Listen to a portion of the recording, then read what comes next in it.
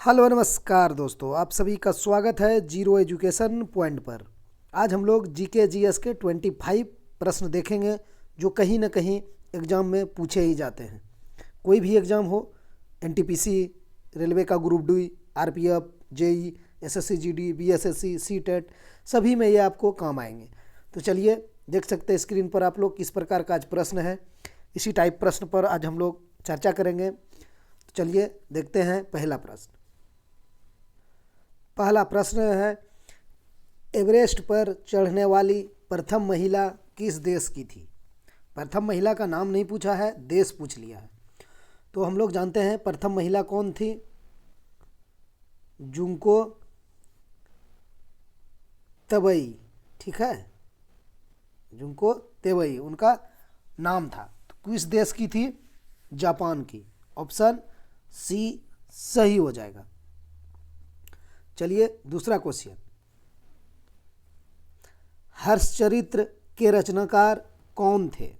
भवभूति, बाणभट्ट, विष्णु शर्मा, विशाख दत्त। तो हर्षचरित्र के जो रचनाकार थे वो बाणभट्ट जी थे। ऑप्शन बी सही हो जाएगा। तीसरा क्वेश्चन है, अच्छा ये दूसरा ही है। तीसरा क्वेश्चन है, किस राष्ट्रपति का निधन उनके कार्यकाल में ही हो गया? सर्वपल्ली राधाकृष्णन, फखरुद्दीन अली अहमद, राजेंद्र प्रसाद, जाकिर हुसैन। तो इस क्वेश्चन का आंसर आप लोग क्या लगा रहे हैं? किस राष्ट्रपति का निधन उनके कार्यकाल में ही हो गया?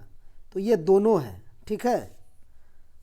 आपको फखरुद्दीन अली अहमद भी और डॉक्टर जाकिर हुसैन भी दोनों पद पे रहते हुए यानी उनका कार्यकाल में ही निधन हो गया है।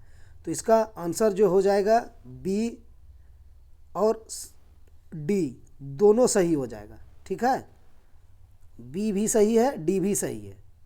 फखरुद्दीन अली अहमद और जाकिर हुसैन दोनों अपने कार्यकाल में ही इनका निधन हुआ था। तो याद रखिएगा आप लोग। चलिए चौथा क्वेश्चन देखिए।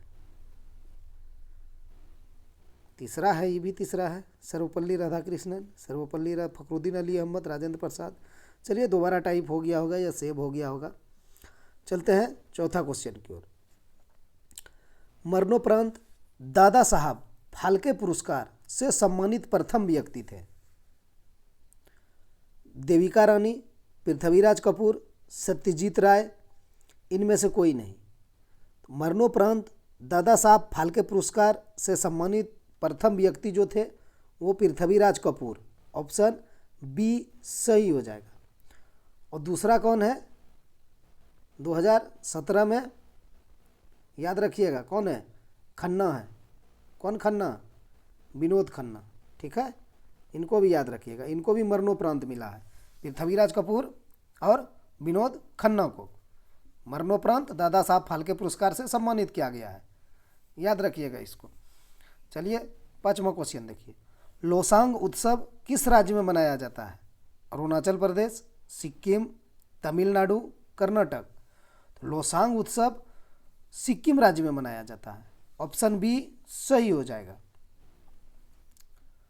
छठा क्वेश्चन है,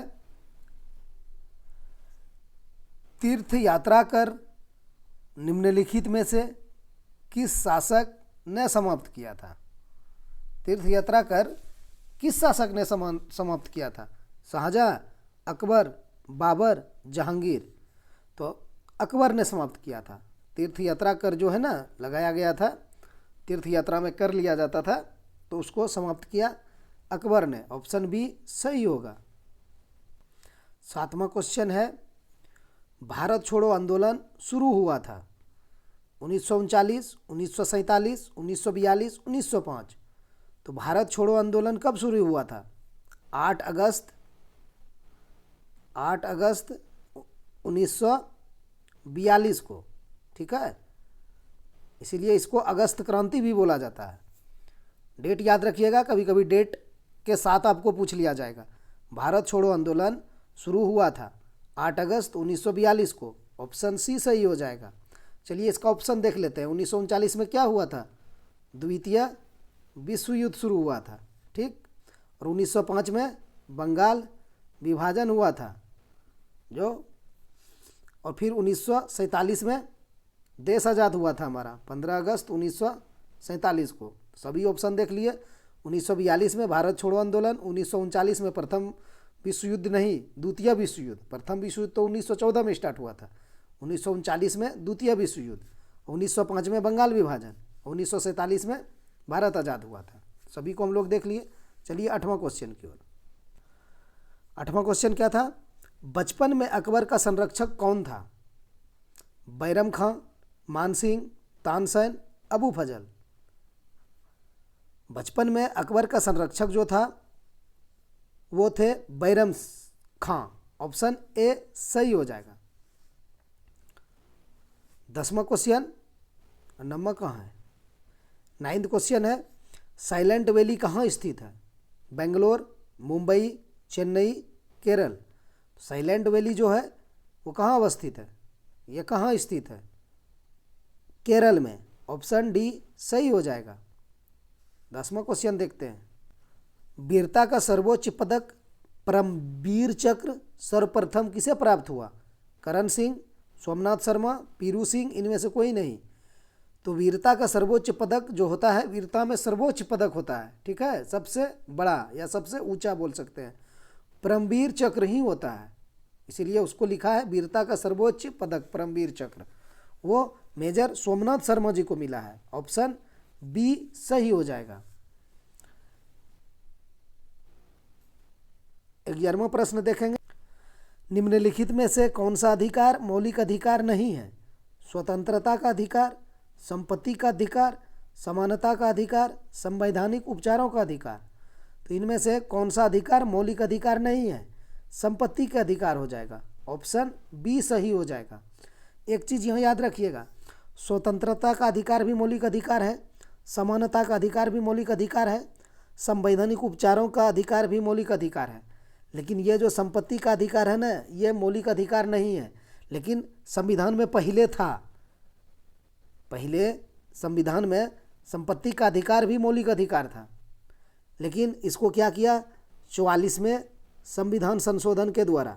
कब हुआ था? 44 में संविधान संशोधन 1978 में। इसके द्वारा इसको निकाल दिया गया मौलिक अधिकार से और इन्हें कानूनी अधिकार बना दिया गया, ठीक है। और 300 का ए में इनको डाल दिया गया है। संपत्ति का अधिकार को कानूनी अधिकार बनाकर 300 का ए में डाल दिया। ये 44 में संविधान संशोधन 1978 के द्वारा किया गया। याद रखिएगा, कभी कभी पूछ लिया जाता है ये क्वेश्चन कि संपत्ति को अधिकार का मौलिक अधिकार से निकालकर कानूनी अधिकार बना दिया गया, कितने संशोधन में? तो आपको 44वें संविधान संशोधन 1978 लगा देना होगा। चलिए 12वां प्रश्न देखते हैं। 12वां प्रश्न है, आग का आविष्कार किस काल में हुआ था? नवपाषाण काल, पूरा पाषाण काल, पूर्व पाषाण काल, प्राग ऐतिहासिक काल। तो आग का जो आविष्कार हुआ था वो पूरा पाषाण काल में हुआ था। ऑप्शन बी सही होगा। 13वां प्रश्न, किस मिट्टी में सिलिका एवं आयरन की मात्रा अधिक होती है? लाल, जलोढ़, काली, लेटेराइट। तो क्या पूछा है? किस मिट्टी में सिलिका एवं आयरन की मात्रा? तो आयरन यानी लोहा, तो लोहा की मात्रा किस में ज़्यादा होता है? लाल में, इसलिए वो लाल दिखता है, ठीक है। ऑप्शन ए सही हो जाएगा। आयरन की मात्रा ज़्यादा है, इसी की वजह से वो लाल दिखाई भी देता है। ऑप्शन ए सही हो जाएगा। चलिए 14वां क्वेश्चन देखिए। आपात उपबंध संविधान के किस भाग में वर्णित है? आपात उपबंध संविधान के किस भाग में वर्णित है? भाग 15, भाग 17, भाग 18, भाग 20। तो आपात उपबंध जो है वो भाग 18 में है, ठीक है ना। भाग 18 और क्या है? आपात उपबंध क्या है? 352 में हम लोग जानते हैं, और 356 भी जानते हैं, 360 भी जानते हैं, ठीक है। 352 क्या है? राष्ट्रीय आपात, ठीक है। 356 राष्ट्रपति शासन, और 360 वित्तीय आपात। हम लोग पढ़ते भी हैं इसको, तो याद रखिएगा, यही इसी आपात उपबंध का बात कर रहा है। संविधान के किस भाग में वर्णित है? तो भाग 18 में। ये मेन है। 352 राष्ट्रीय आपात, 356 पति शासन जो लागू होता है, और 360 वित्तीय आपात से है। ठीक। और 15 क्या है? 15 निर्वाचन से संबंधित है।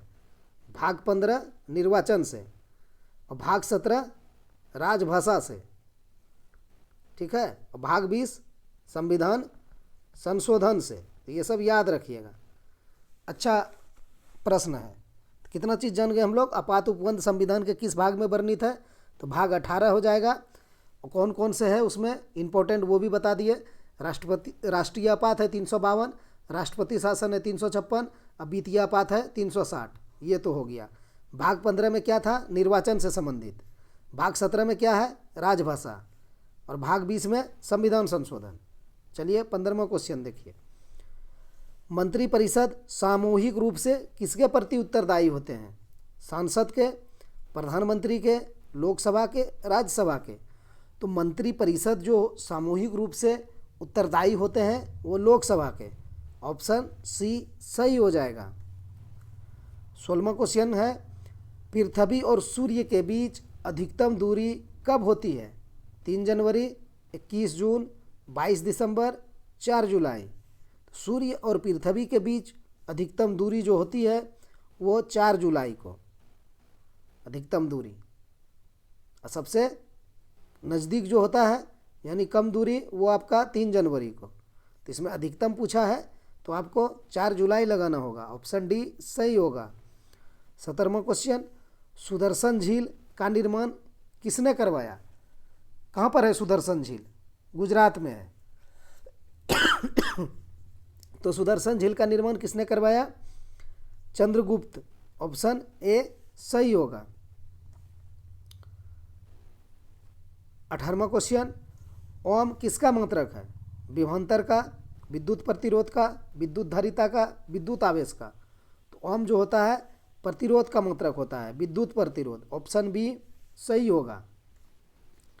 19 क्वेश्चन देखिए, किस आधार पर भारतीय नागरिकता प्राप्त की जा सकती है?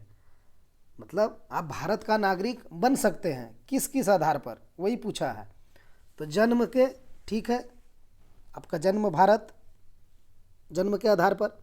पंजीकरण के आधार पर भी आप पंजीकरण करिए। आप विदेशी भी हैं, यहाँ पंजीकरण कीजिए कि हम यहाँ का नागरिकता लेना चाहते हैं। तो जो जो नियम है उसको फॉलो कीजिए, जो भी है।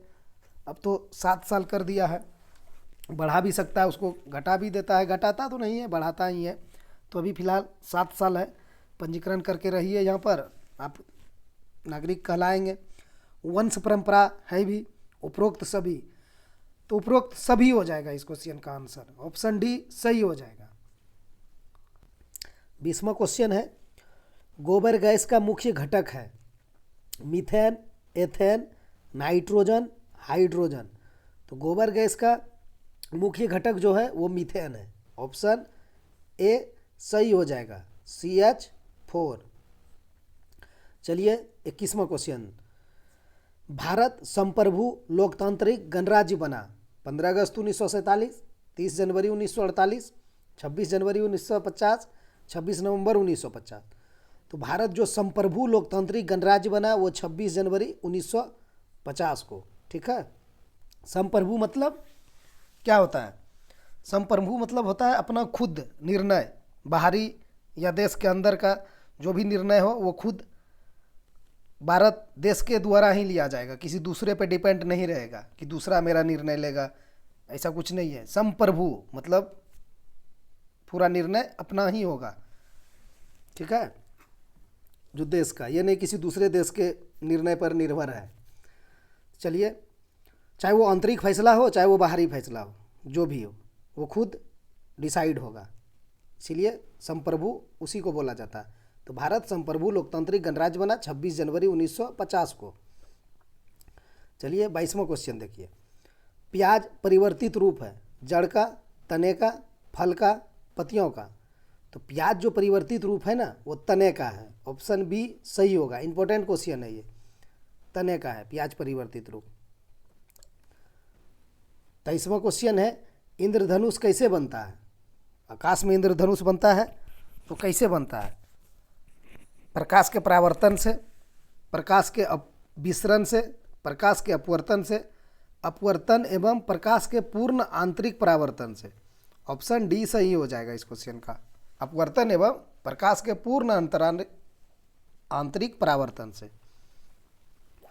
24 क्वेश्चन है, शरीर का वजन ध्रुवों पर अधिकतम होगा, विषुवत रेखा पर अधिकतम होगा, मैदान की तुलना में पहाड़ी पर अधिक होगा, पृथ्वी के सतह पर सभी जगह एक समान होगा।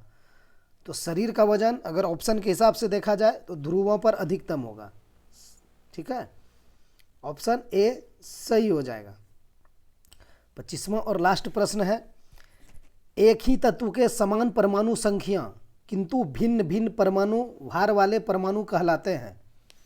क्या कहा है? एक ही तत्व के समान परमाणु संख्या किंतु भिन्न परमाणु भार वाले परमाणु कहलाते हैं। समस्थानिक, समव्ययी, बहुलक, समभारिक। तो समस्थानिक कहलाते हैं। ऑप्शन ए सही हो जाएगा। दोस्तों ये लास्ट प्रश्न था, 25 प्रश्न टोटल है। आप लोग वीडियो को थोड़ा शेयर कर दीजिए और चैनल को लाइक और सब्सक्राइब कर दीजिए। मिलते हैं अगला वीडियो में। वीडियो देखने के लिए बहुत बहुत धन्यवाद।